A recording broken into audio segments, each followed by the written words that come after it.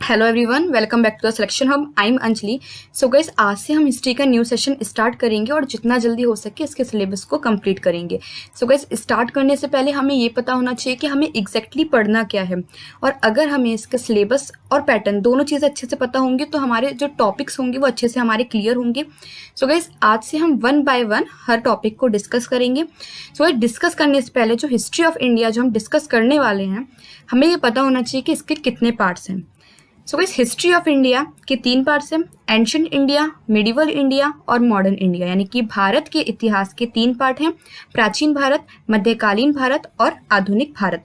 सो आज से हम एंशिएंट इंडिया के टॉपिक को स्टार्ट करेंगे, और जो हमारा आज का फर्स्ट टॉपिक है, यानी जो सब टॉपिक है एंशिएंट इंडिया का, वो है प्री हिस्टोरिक एज, यानी प्राचीन भारत का पूर्व ऐतिहासिक युग। सो गाइस, स्टार्ट करते हैं।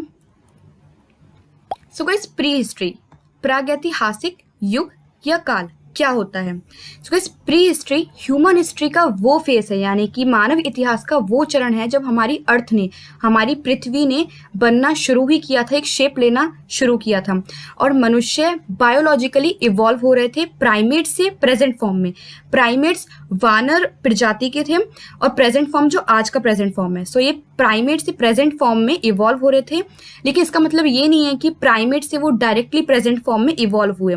उसके बीच में जो ये प्राइमेट से प्रेजेंट फॉर्म के जो बीच का पीरियड होगा, इसमें काफ़ी सारी प्रजातियां आई जो अब विलुप्त हो चुकी हैं।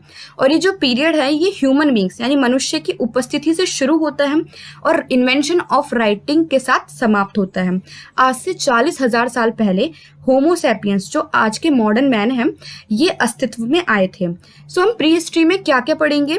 सो हम प्री हिस्ट्री में पढ़ेंगे कि कैसे आदि मानव अपने अस्तित्व को बचाने के लिए संघर्ष करते थे, और कैसे स्टार्टिंग, मतलब जो प्री हिस्ट्री की स्टार्टिंग थी उसमें वो एनिमल हंटिंग करते थे और फूड कलेक्ट करते थे। लेकिन ऐसा क्या डेवलपमेंट आया, ऐसा क्या इवोल्यूशन आया कि वो अब फूड प्रोड्यूस कर रहे थे और कैटल हर्डिंग कर रहे थे, यानी कि खाद्य उत्पादन कर रहे थे और पशु पालन कर रहे थे। और प्री हिस्टोरी के टाइम पे, इसमें हमने पहले स्टार्टिंग में डिस्कस किया कि प्री हिस्टोरी का जो एंड हुआ था वो इन्वेंशन ऑफ राइटिंग पे हुआ था, इसलिए हमें प्री हिस्ट्री का कोई रिटन एविडेंस नहीं है, क्योंकि वे लोग थे लिखना नहीं जानते थे। इसमें हम पढ़ेंगे कि इस युग में शिकार करना और भोजन इकट्ठा करना, यानी कि जो हंटिंग गैदरिंग लाइफस्टाइल था, यही लोग अपनाते थे वहाँ पे, यही इन लोगों की जीवन शैली थी। प्री हिस्ट्री के 3 एजेस में इसको डिवाइड किया गया है। 3 एजेस हैं इसके, स्टोन एज, ब्रॉन्ज एज और आयरन एज, और इसी वजह से इन एजेस की वजह से 3 एजेस की वजह से इसे 3 एज सिस्टम भी कहा जाता है। सो हम फर्स्टली इसके जो स्टोन एज, ब्रॉन्ज एज और आयरन एज है, उसका हम स्टोन एज पढ़ेंगे, यानी कि पाषाण युग पढ़ेंगे। सो स्टोन एज के 3 पार्ट्स हैं। पैलियोलिथिक एज यानी पूरा पाषाण युग, इसे ओल्ड स्टोन एज भी कहते हैं, उसका टाइम पीरियड है 2 लाख BC से 8000 BC। सेकंड पार्ट है मीसोलिथिक एज यानी मध्य पाषाण युग, जिसे मिडल स्टोन एज भी कहते हैं, इसका टाइम पीरियड है 8000 से 4000 BC। थर्ड पार्ट है नियोलिथिक एज यानी कि नव पाषाण युग, इसे न्यू स्टोन एज भी कहते हैं, इसका टाइम पीरियड है 4000 से 2500 BC। और हर पीरियड की अलग फीचर है। इसमें आप देखेंगे स्टोन एज से इसके टूल्स के वजह से कहा जाता है, क्योंकि इसमें स्टोन टूल्स ही यूज होते थे, और इसमें हर पीरियड में एक डेवलपमेंट दिखेगा आपको हर टूल में, और इसके टेक्नोलॉजी में डेवलपमेंट दिखेगा। सो हम स्टार्ट करते हैं पैलियोलिथिक एज से, यानी कि पूरा पाषाण युग से। पैलियोलिथिक एज का जो मेन ऑक्यूपेशन था वो था फूड गैदरिंग एंड हंटिंग। ये हमें ध्यान रखना है कि जो इसका मेन ऑक्यूपेशन है वो है फूड गैदरिंग एंड हंटिंग। इस पीरियड के दौरान जो मनुष्य थे, जो लोग थे, वो बिना पॉलिश किए हुए, यानी कि खुरदरे पत्थरों के बने टूल्स यूज करते थे। और इस टाइम पे ना ही एग्रीकल्चर का उन्हें कोई ज्ञान था और ना ही होम कंस्ट्रक्शन का उन्हें कोई ज्ञान था, और इसी रीजन के वजह से वो गुफाओं में रहते थे और रॉक शेल्टर्स में रहते थे। अब बात आती है कि वो कौन से टूल्स यूज करते थे।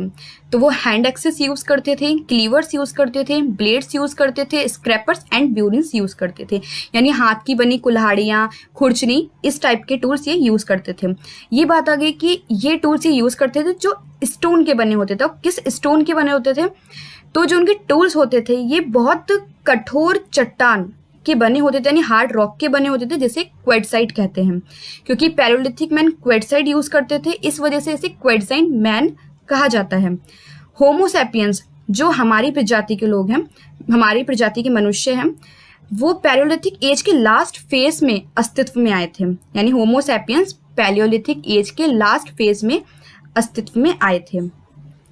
लेकिन पैलियोलिथिक एज ये कोई छोटा मोटा एज नहीं था कि पैलियोलिथिक एज आया फिर 2 साल बाद मेसोलिथिक एज आया फिर नियोलिथिक एज आ गया। ये 2 लाख बीसी से 8000 बीसी तक चला, यानी लाखों साल का इसमें डिफरेंस है। सो इसमें हमने देखा है कि पैलियोलिथिक एज में टूल्स में काफ़ी चेंजेस आए, उसके क्लाइमेट में काफ़ी चेंजेस आए। तो जो पैलियोलिथिक एज है इसे भी 3 पार्ट्स में सब डिवाइड किया गया है, इसके स्टोन टूल के नेचर को देखकर और इसके क्लाइमेट में क्या चेंजेस आए उसको देखकर। सो उसके जो 3 पार्ट्स थे, लोअर पैलियोलिथिक एज यानी निम्न पूरा पाषाण युग, मिडल पैलियोलिथिक एज यानी मध्य पूरा पाषाण युग, अपर पैलियोलिथिक एज यानी ऊपरी पूरा पाषाण युग। सो हम इसे 1 बाय 1 डिस्कस करेंगे। लोअर पैलियोलिथिक एज, हम इसमें ज़्यादा डीप में नहीं जाएंगे, जो मेन चीज़ें हैं हम उस पर ही गौर करेंगे। तो जो लोअर पैलियोलिथिक एज थे इसके जो मेन टूल्स थे वो थे हैंड एक्सेस, क्लीवर्स एंड चॉपर्स, यानी जो हाथ की बनी कुल्हाड़ियाँ होती थी और खुरचनी होती थी, ये इसके मेन टूल्स थे। और जो लोअर पैलियोलिथिक साइट, जो मेजर साइट्स हैं इसकी, जो इंपॉर्टेंट साइट्स है वो है सोन वैली जो पाकिस्तान में है, बोरी ये महाराष्ट्र का एक गांव है, बेलन वैली जो यूपी में है, भीमबेटका जो एमपी में है यानी कि मध्य प्रदेश में है। ये एक चीज़ याद रखनी है कि यूनेस्को द्वारा भीमबेटका, ये एक रॉक शेल्टर है, आर्कियोलॉजिकल साइट है, भीमबेटका को वर्ल्ड हेरिटेज साइट घोषित किया गया है। और इस पीरियड में जो क्लाइमेट था ये बहुत कम आर्द्र था, यानी बहुत कम मॉइस्चर वाला था, लेस ह्यूमिड था। सो उसके बाद हम मिडल पैलियोलिथिक एज पढ़ेंगे।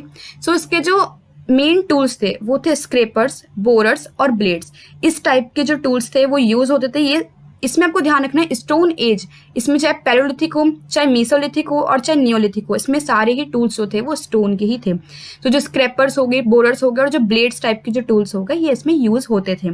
जो मिडल पैलियोलिथिक साइट की जो मिडल पैलियोलिथिक की जो साइट्स थी वो तुंगभद्रा रिवर्स यानी कि जो कर्नाटका में पाई जाती है, नर्मदा और सोन रिवर की जो घाटियां थी ये इसकी साइट्स यहाँ पाई गई हैं। और इस फेज के दौरान होमो इरेक्टस इवॉल्व हुए थे। होमो इरेक्टस हमारे पूर्वज माने जाते हैं। ये हमारी तरह नहीं होते, इनके जो फेस है, मतलब जो इनका जो फेस था वो काफ़ी ज़्यादा साइज में बड़ा होता है, हमसे वो काफ़ी ज़्यादा अलग होते थे, लेकिन दिखने में ये हमारे जैसे होते थे। इन्हें पहले पिथेकैंथ्रोपस बोला जाता था, लेकिन अब इसे होमो इरेक्टस कहते हैं। उसके बाद बात आती है अपर पैलियोलिथिक एज की। इसका जो इस टाइम पे जो क्लाइमेट था बहुत ज़्यादा गर्म और लेस ह्यूमिड था, यानी कम मॉइस्चर वाला था, नमी बहुत कम थी। और इस स्टेज में ब्यूरिन्स और जो स्क्रेपर्स थे ये मेन टूल्स थे। और ये जो टूल्स थे आंध्र प्रदेश, कर्नाटका, महाराष्ट्र, भोपाल और छोटा नागपुर प्लेट्यू में पाए गए थे। सो ये हमारी जो सारी इन्फॉर्मेशन थी ये पैलियोलिथिक एज को लेकर थी। अब हम बात आती है मेसोलिथिक एज, जो उसका सेकेंड पार्ट है स्टोन एज का। सो मेसोलिथिक एज यानी मध्य पाषाण युग। पैलियोलिथिक एज खत्म हो गया, इसका मतलब ये नहीं है कि हंटिंग गैदरिंग लाइफस्टाइल जो था वो भी खत्म हो गया। हंटिंग गैदरिंग पैटर्न अभी भी इस पीरियड के दौरान कंटिन्यू था। और जो मेसोलिथिक एज है ये पैलियोलिथिक एज और नियोलिथिक एज के बीच का ट्रांजिशनल फेस है, यानी इसमें काफ़ी ज़्यादा डेवलपमेंट्स आई। मेगालिथिक एज की अगर साइड देखी जाए तो यहाँ से बहुत ज़्यादा छोटे स्टोन टूल्स पाए गए थे जो 5 सेंटीमीटर से ज़्यादा बड़े नहीं होते थे। इसमें क्वेश्चन आया हुआ है कि माइक्रोलिथ जो स्टोन टूल है ये किस एज से बिलोंग है। सो आंसर इसका था मेसोलिथिक एज। इसके जो मेन टूल्स थे, मेन टूल्स तो उसका जो मेन कैरेक्टरिस्टिक टूल था ये था माइक्रोलिथ, लेकिन इसके साथ साथ जो ब्लेड्स थे, क्रेसेंट्स यानी चंद्र आकार वाले जो टूल्स थे, नाइफ्स यानी चाकू, एरोहेड्स यानी नोकधार वाले जो तीर होते थे, ये इसके कैरेक्टरिस्टिक्स टूल्स थे, मेन टूल्स थे जो स्टोन के ही बने होते थे। अगर मेसोलिथिक की साइट्स की बात करें तो वो छोटा नागपुर रीजन, सेंट्रल इंडिया और कृष्णा रिवर के साउथ यानी दक्षिण भाग में पाई जाती हैं। फिर मेसोलिथिक रिमेन्स की बात करते हैं कि इसके अवशेष कहाँ पाए गए थे। तो मेसोलिथिक के अवशेष गुजरात के लानगंज, ये एक गाँव है गुजरात का, यहाँ पाए गए थे। आदमगढ़ जो मध्य प्रदेश में स्थित है, ये एक हिली एरिया है, यहाँ पाए गए थे। और राजस्थान, उत्तर प्रदेश और बिहार के कुछ जगहों पर मेसोलिथिक के अवशेष पाए गए थे। और इसमें जो मेन फीचर है, इस पीरियड के दौरान तीर कमान का यूज होना स्टार्ट हो चुका था। Use of bow and Auro also begin during this period. और इस रीजन की वजह से पैलियोलिथिक एज में आप देखेंगे कि वो बड़े एनिमल को हंट करते थे क्योंकि उनके औजार भी बड़े होते थे। लेकिन इस टाइम पर वो माइक्रोलिथ स्टोन टूल्स यूज करते यानी छोटे औजारों को यूज करते थे। इस वजह से क्या हुआ कि वो बिग एनिमल हंटिंग से स्मॉल एनिमल हंटिंग में शिफ्ट हो गए। वो छोटे एनिमल को भी हंट कर सकते थे, फिशिंग भी कर सकते थे, कोई दूर से निशाना लगा सकते थे। ठीक है, तो ये इसका बेनिफिट हुआ तीर कमान का। उसके बाद जो पेंटिंग्स और इनग्रेविंग्स थी, यानी जो चित्रकारी और जो नक्काशी होती थी जो रॉक शेल्टर्स में पाई गई थी, ये हमें आइडिया देती हैं कि जो मेसोलिथिक पीपल थे उनकी एक सोशल लाइफ थी और वो इकोनॉमिक एक्टिविटीज भी करते थे। इसमें हंटिंग और गैदरिंग होती थी, लेकिन इसके साथ साथ डोमेस्टिकेशन ऑफ एनिमल्स, पशुओं को पालना, हॉर्टिकल्चर यानी बगीचे रखना, प्रिमिटिव कल्टीवेशन, ये एक बहुत पुरानी कल्टीवेशन है, खेती है जिसमें वो सिर्फ अपने लिए अनाज को उगाते थे। ठीक है, इस टाइम पे प्लेन कल्टीवेशन की शुरुआत हुई, यानी प्लेन सरफेस पे खेती होने लग गई। एनिमल बोन्स पाए गए, यानी कि जानवर के जो हड्डियां थी ये पाई गई थी। उसमें जो जानवरों की हड्डियां पाई गई थी उसमें डॉग, डियर यानी डॉग यानी जो कुत्ते, डियर, हिरण, बोर जंगली सुअर होते थे, और ऑस्ट्रिच जो ये पक्षी है।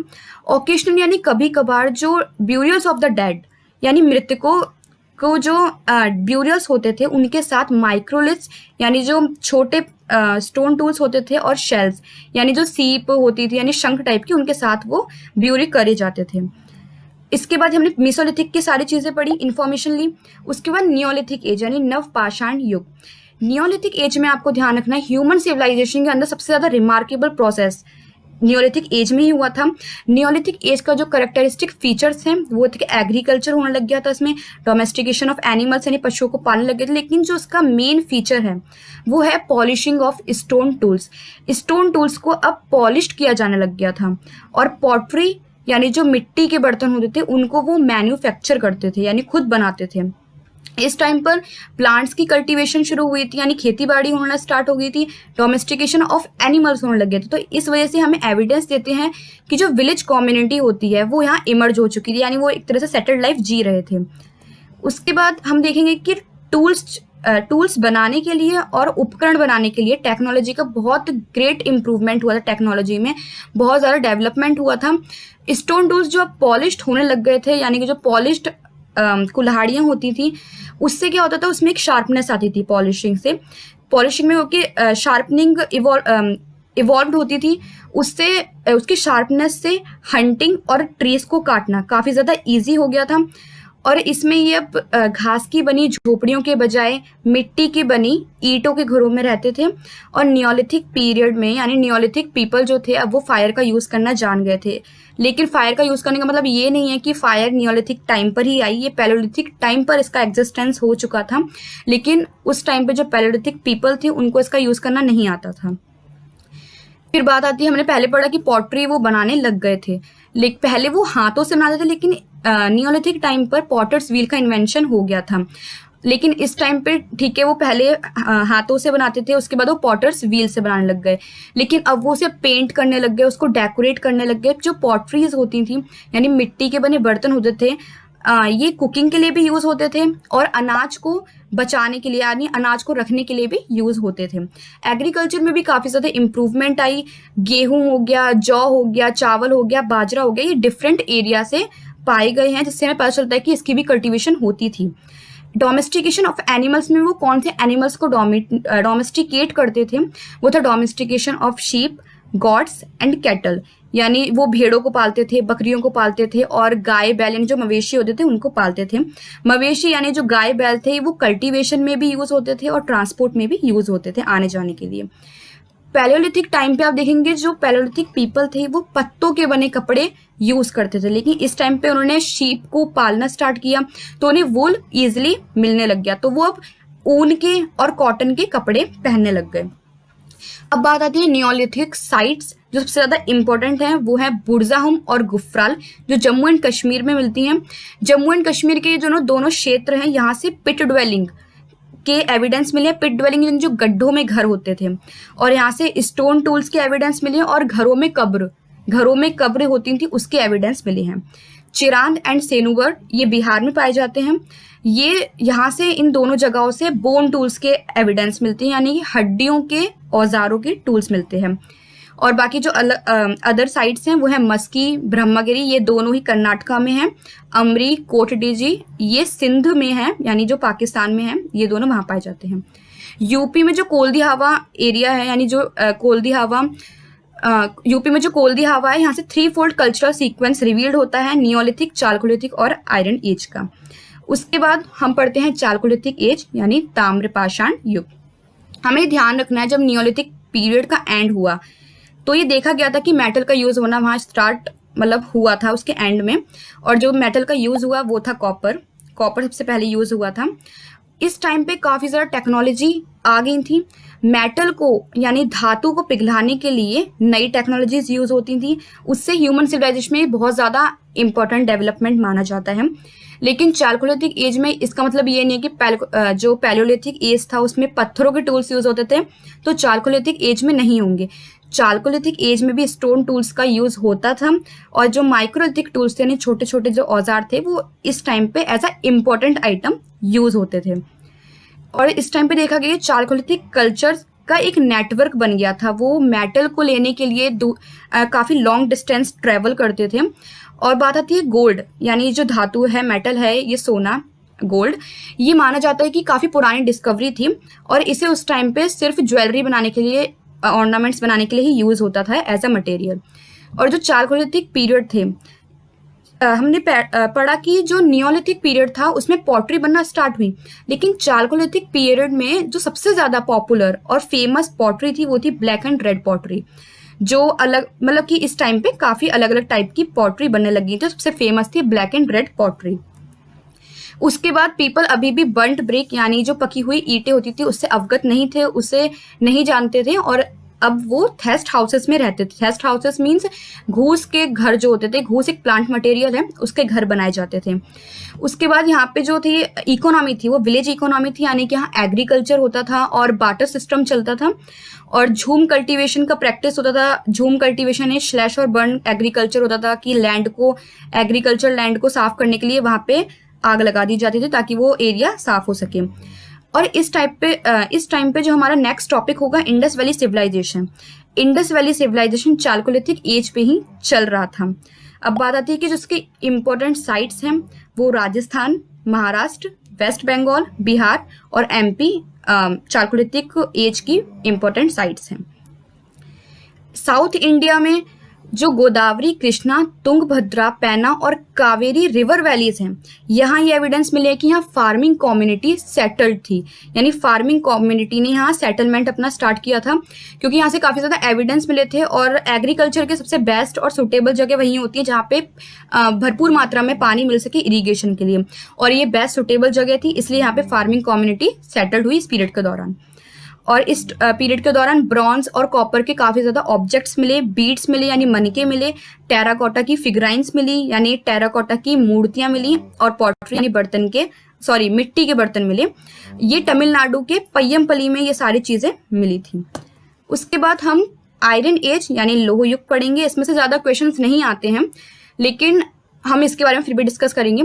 आयरन एज, इसके नेम से पता चल रहा है कि इस टाइम पे आयरन मेटल यूज होना स्टार्ट हो गया था, और आयरन मेटल की वजह से ही, क्योंकि इसमें यूज हुआ था आयरन मेटल, तो इस वजह से ही इस युग का नाम रख दिया आयरन एज।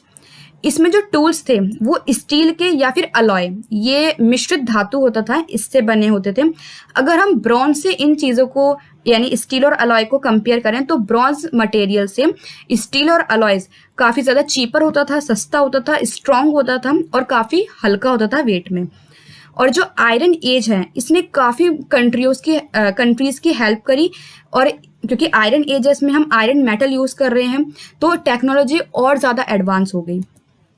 अब क्योंकि इसमें मेटल वर्क होता था तो इससे जो फार्मिंग का काम होता था वो बहुत ज़्यादा इजी हो जाता था। फार्मर्स अब लोहे के हल यूज़ करने लग गए थे जिसका नेम आर्ड था। इस टाइम पे रोटारी क्वन का इन्वेंशन हुआ था। रोटारी क्वन चक्की होती थी। इस मशीन की वजह से कोई भी अनाज, मतलब किसी भी तरह का जो अनाज होगा वो पिस सकता था आटे के लिए, और इससे जो वर्कर्स का काम होता था वो बहुत जल्दी हो जाता था और बहुत ज़्यादा ईजी हो जाता था। अब साउदर्न पेनिनसुला के आयरन एज में अगर आयरन एज देखा जाए तो इस टाइम पे पहले हमने पढ़ा कि माइक्रोलिथिक, जो मीसोलिथिक टाइम पे माइक्रोलिथ टूल्स यूज होते थे, लेकिन आयरन एज में मेगालिथिक टूल्स यूज होते थे। इसमें ब्यूरियल्स में इसमें एविडेंस मिले हैं। मेगालिथ्स मीन्स लार्ज स्टोन्स यानी बड़े पत्थर। माइक्रोलिथ्स मीन्स हमने जो पहले पढ़ा उसका मतलब था स्टोन टूल्स यानी जो छोटे होते थे। मेगालिथ्स का मतलब था कि लार्ज स्टोन के जो टूल होते थे। इसमें जो ब्यूरल पिट्स होते थे, जो गड्ढे होते थे, उनको भरने के लिए ये स्टोन्स यूज़ होते थे। और साउथ इंडिया में काफ़ी कब्रें मिली हैं जिसके ऊपर ये लार्ज स्टोन कवर किया गया था। और मेगालिथिक साइट्स यानी जहाँ ये लार्ज स्टोन्स पाए गए हैं, इसकी जो साइट्स हैं वो कर्नाटका के हलोर और मस्की में हैं, आंध्र प्रदेश के नागार्जुनकोंडा और तमिलनाडु के अदिशनूर में। और इन्हीं ब्यूरियल पिट्स से यानी इन्हीं गड्ढों से ब्लैक एंड रेड पॉटरी मिलती है। कुछ आयरन आर्टिफैक्ट्स मिलते हैं जैसे हॉइज एंड सिकल्स यानी जो फावड़ा होता था और हसिया टाइप के, और कुछ छोटे वेपन्स यहाँ से मिलते थे। सो गाइस स्टार्टिंग से हमने जो एंशिएंट का प्रीहिस्टोरिक एज पढ़ा कि पहले स्टोन एज आया, फिर ब्रॉन्ज एज आया और फिर आयरन एज आया। तो हमने one by one her topic को उसके डिस्कस किया। सो गाइस अगर आपको आज का सेशन पसंद आया हो सो लाइक कीजिए, शेयर कीजिए और कमेंट कीजिए और चैनल को सब्सक्राइब करना बिल्कुल मत भूलिए।